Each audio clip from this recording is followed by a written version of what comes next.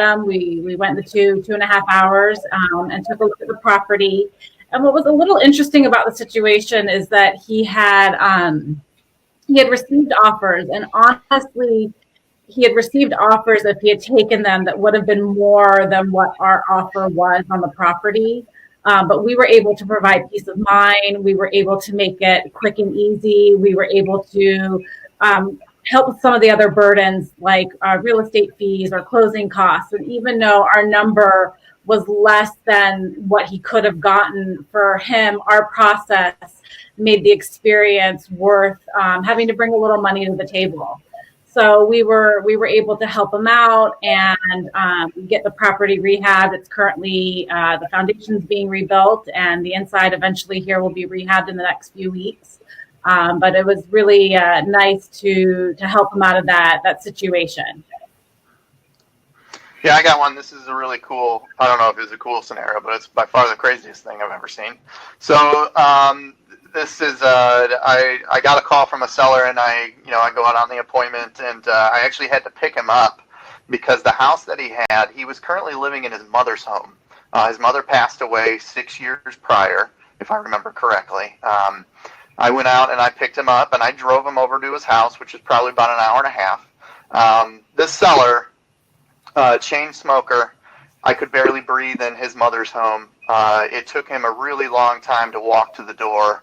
This appointment lasted a really significant amount of time because of that. It was really hard to get him in the car and then take him to the house. When I got to the home, he actually hadn't been there for 6 years. And what's really interesting, when we opened the door, he had a mail slot in the door, and then there was a foyer area that went into the kitchen. There was so much mail that it had created a mountain that the mail was all the way into the kitchen. And this was, I could barely get in the house. I had to push the thing over and walk around. This was a house that had been sitting vacant for 6 years. It had some water in the basement. It needed a lot of work. Interesting part about this is it took me probably 3 months before I actually was able to make an offer that made sense for all of us. And what happened in that process is I literally sold that house the day I bought it to the person that lived behind him, who was a real estate investor that for 6 years had been trying to find where this guy lived. And I think it's an interesting story because this is one of those things, like, I don't know how HomeVestors does the advertising. I really don't. I don't really care how they do the advertising. This kind of goes to who are the people that we're marketing to. This guy that could barely walk, chain smoker, on his last pennies, had a house that had been sitting there for 6 years, and I would sell it if it was sitting there, but he did not. He was in a situation that he needed help. And we provided that support, and to this day, I still get questions about this. The property was on a main road too, really visible. And I had, as soon as I put that property out, I closed it. I did a really quick cleanup. We'll talk about exit strategies. Did a really quick cleanup, and I listed it on market. And the day that I bought it, the day after I bought it, it was sold to the guy. He immediately behind this guy's property, which was really interesting.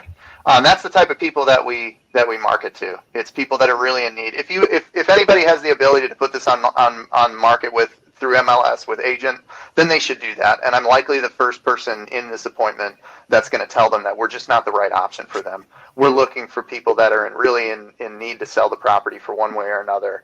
I think there's 3 Ds or 4 Ds: diaper, divorce, death, and maybe there's a 4th D that I can't remember, but those are where ugly situations for sure.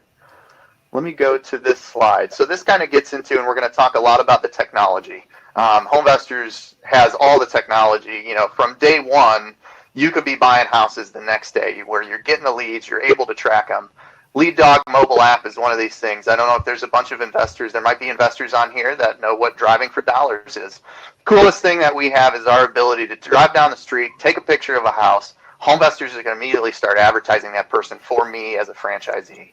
We get some great properties that direction. It's really easy to open up. It's really easy to snap a picture. It's proprietary information or app for HomeVestors, and we integrate this within our processes when we go on appointments. What I like to do, I don't know, everybody might do this a little different way about how they do this. Maybe some days you just have nothing going on. You drive around the neighborhood, snap pictures.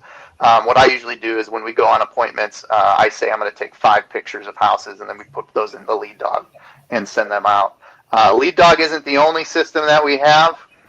This is UG Leads. This is our database and our tracking system for how we manage everything within HomeVestors. So when I looked into HomeVestors, I was on Bigger Pockets, and I'm sure a lot of you that are in real estate investment know about Bigger Pockets. There's a lot of information on Bigger Pockets, isn't there? I couldn't figure out to save my life, and literally spent, I think it was like 2 full days trying to figure out if I'm supposed to lick the envelope or if it's actually supposed to be a yellow letter. And then I'm trying to figure out, okay, so I spent all this money on direct mail and I throw all this money out there. How do I know? And as a numbers guy, I want to know what the success is. There's some questions in here that David said franchisees can talk to you about. Relationship of spend to lead to purchase, all those numbers, close ratios, cost per buys, all these things that are really important that I just didn't really see how I was going to understand those numbers from the perspective of me doing it on my own.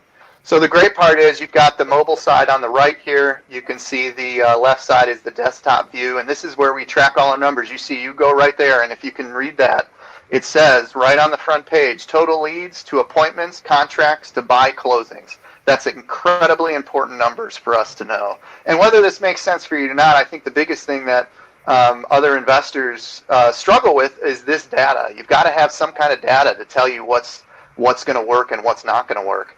We talked about the ad council prior and a little bit before, and I think what's really great is Mitch is in my market.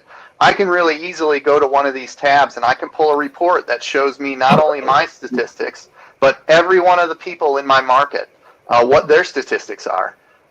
This is if you're in real estate investment, you know that this is a lumpy business. We call it lumpy business. I don't know if that's a term used outside of HomeVestors, but it takes sometimes you go time without buying a house. Sometimes the leads just aren't working in your favor at the moment, and all of a sudden at one point you get a whole bunch of leads in the pot, or you get a whole bunch of calls and a whole bunch of contracts at the pot. We need data to show us how successful we are, and we need data to keep us on track as far as making sure that we're building the business that we wanted to do. Businesses need to be managed by the numbers, and HomeVestors provides franchisees with all the information, the technologies, and the tools to do that.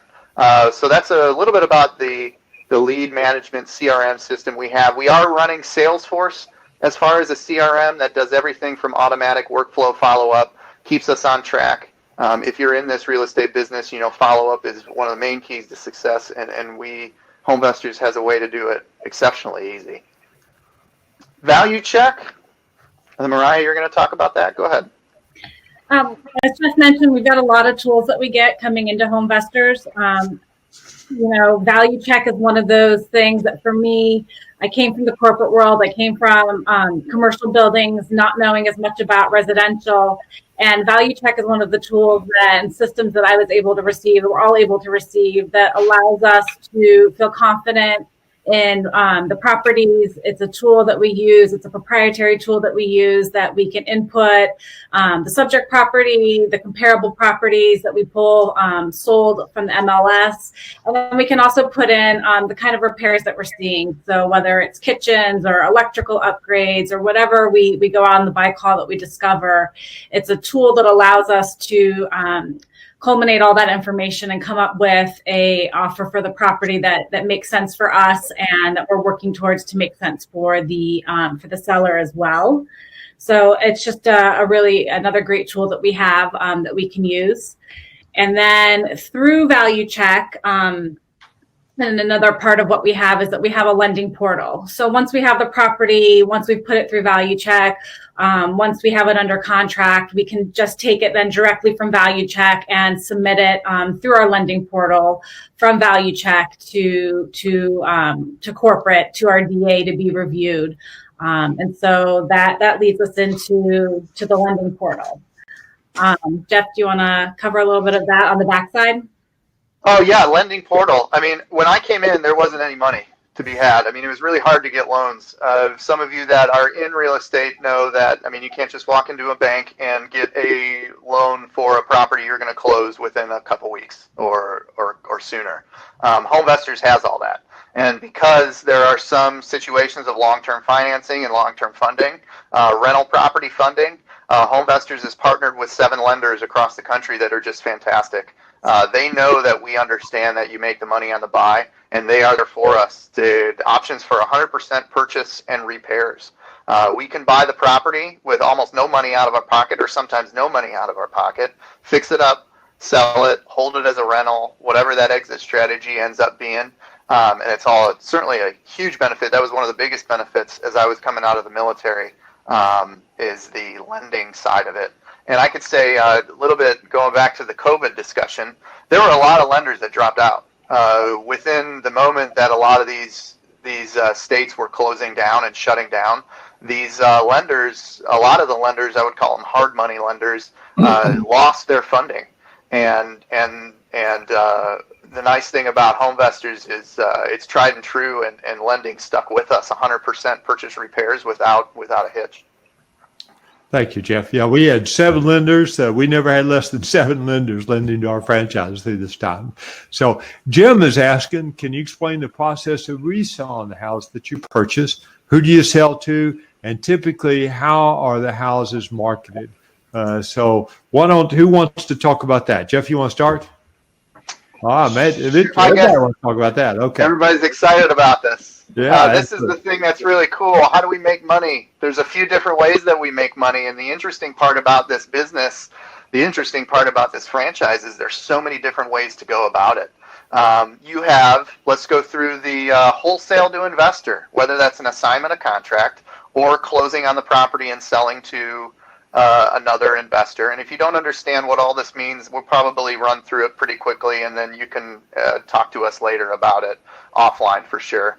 The second one is obviously what you see on TV. It doesn't really look like that in our world, but rehab to retail, that's to owner occupant. That's full update. That's, the kitchens and the baths, and you see that on HGTV. We're making that house go from an ugly penny to a nice shiny one.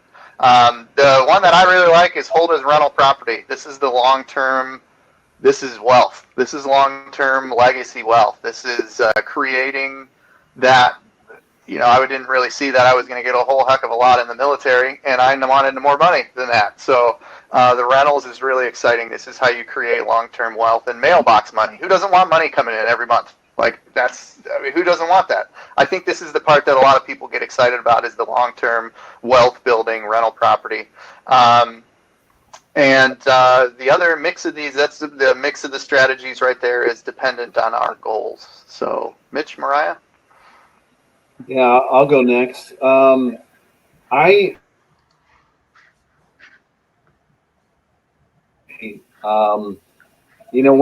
we're going through a property and we're right about getting something under contract, we're already thinking, what can we do with this property? And it really all depends on how can I make the most amount of money, how much capital I have to work with right now, where is this property? So I hate to say it depends, but it depends, because I have different goals than what Jeff has. I've already got a real estate portfolio. Jeff is trying to catch up to me. But I restrict myself to only buying one a year. But for everything that's going on in the world, I'm taking everything down and I'm doing full retail rehab projects, because that's right now where I can make the most amount of money with the capital I have. So, Mariah? So for me, I've only been with HomeVestors a year, and when I came in and I went to my SST training, one of the things that they had talked about, that corporate had talked about, was starting with an assignment, starting with a wholesale that you take down and put on the MLS, and same with my DA. So I worked with following the kind of the guidelines that they had recommended. I worked with my DA, and I worked slowly to go through all of those steps and those processes.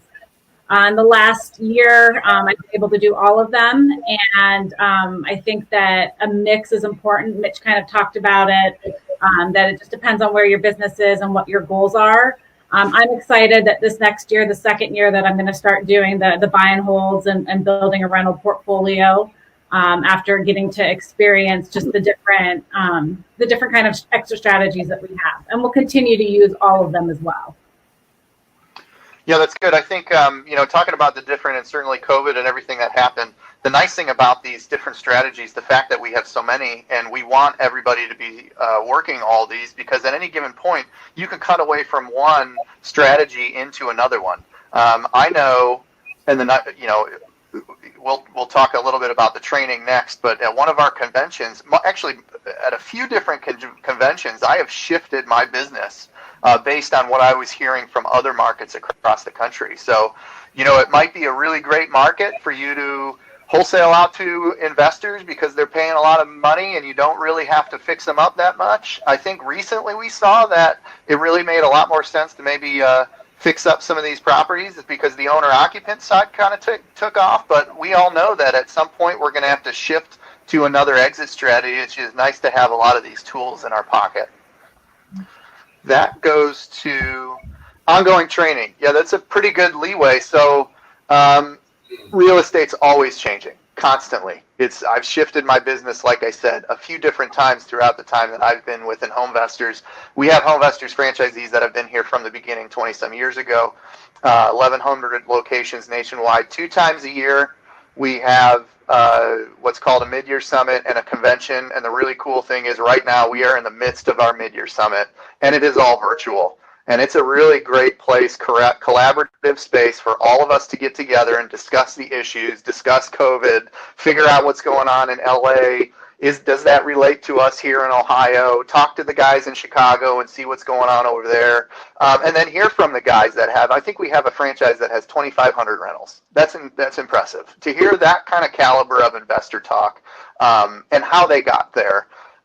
Is long lasting. When I came in, I knew I wanted to build a rental portfolio, and at one of these conventions, I saw this gentleman on the stage, and I saw him at dinner later, and I started picking his brain. And at one of our breakout sessions, is what we call it, he talked about how he just sold 150 properties, and that was impressive because 150 property rental is a pretty exceptional rental package.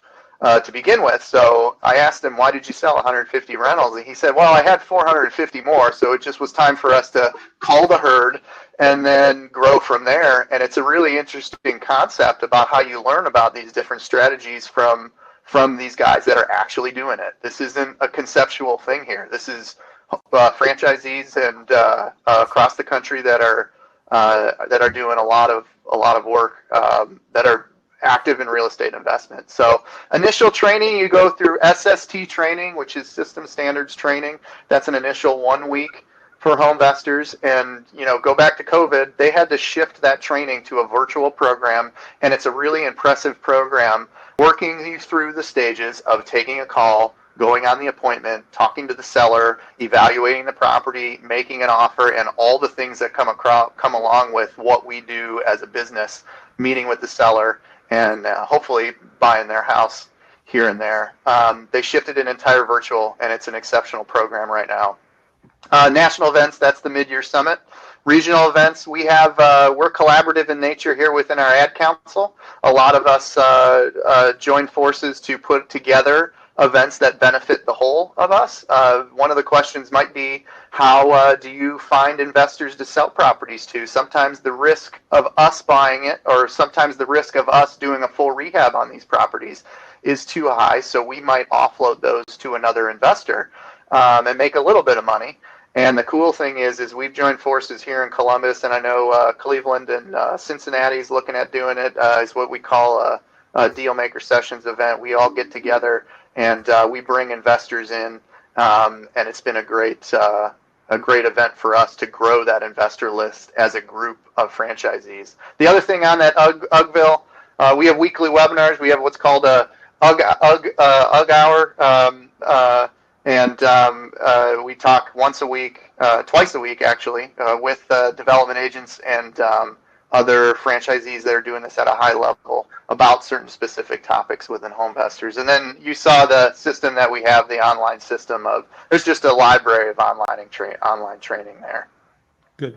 And we have a question from Marnie. So what's a DA? And Marnie, I apologize. Sometimes we use our own slogan. And so, Jeff, would you talk about what is a DA, which really is a development agent? Sure. Development agent. So what is a development agent? Development agent is somebody that has likely purchased tons of properties like I have. This is somebody that is actively engaged in buying and selling properties right next to you in the market. I'm a development agent for all of Ohio. I am here for you on a daily basis. I take calls all day long. My phone is blowing up right now, and I feel really bad because there's probably a franchisee that needs my assistance and support, and I can't jump off this call to take it, but I'm looking forward to talking to them after this. The development agent is there for your success. They're there to help you and guide you through real estate investment. Like Mariah is a franchisee in Cleveland that came in with no experience. I'm a franchisee that came in with no experience, and I was able to lean on my development agent, who was working at a high level at the time, in order to get the answers that I needed, and help coach, train, and mentor you. I'm here as a business, let's talk business development. I was able to use the tools and the systems and everything that HomeVestors has to the benefit. I always say the military role works really weird here because I just do whatever they tell me to do. It's pretty easy. And so I have a vested interest in your success because in these markets, I want all the markets to grow together. It's like rising tides lifts all ships. And I know that if the franchisees around me are going to be successful, then my franchise will be even more successful. Mitch? I was just going to say, if you didn't know this, Jeff is my DA, and we have great. Oh, he just timed out. There he goes. I would say we probably got pretty in-depth conversations about the psychology of what we're doing and how people are saying things and what words we can use and really helping each other out. So Jeff also challenges me, even though I might have 20 years in real estate, everybody needs to be pushed, and he'll challenge me on, are you doing everything right? And that's what you need. You need to get pushed a little bit, but it's great because I know I valued our conversations. When Jeff and I are getting ready to talk, I better block out 20, 30 minutes because it's going to be a great conversation. Would you agree? I agree. I think changes are what sets HomeVestors apart. Jeff's also my development agent, and any success I've had over the last year is really attributed to the coaching that you provided, the mentorship you provided, and the guidance you provided. So I really, I think besides having the corporate support and the corporate tools coming into HomeVestors, just the component of having the development agent is so pivotal. And for me, it was in having a successful business. Good. Thank you, Brian. We've got a couple questions on there about money, how do I get started, and cost and all that. So let's kind of cover that. The franchise fee, there is a $32,000 franchise fee. The monthly, there's an ongoing fee. There's a monthly fee of $379 a month. Now, any month you buy a house, that monthly fee is waived. So if you simply buy a house a month, there are no monthly fees. Then there's transaction fees. They decline from 5% down to 1%. It really goes down to 0.8% based on the sales price of the property, and it's due when this property sells. The more you sell, the lower those fees go. So I hope that answers your question about the money. So what are we looking for in a franchise? Jeff, you want to talk about that? Sure. Yeah. Here's what's really interesting. And there's two of us on here that have no experience in real estate investment and one that does. We are looking for the base, I think, of what we want is that top line, the desire and a passion to build a real estate investment business. I'm going to call it an empire because I want to build an empire. Real estate investment empire. That's what I want. This is such a mentality business. There are numbers that drive our success. And what we're looking for is somebody that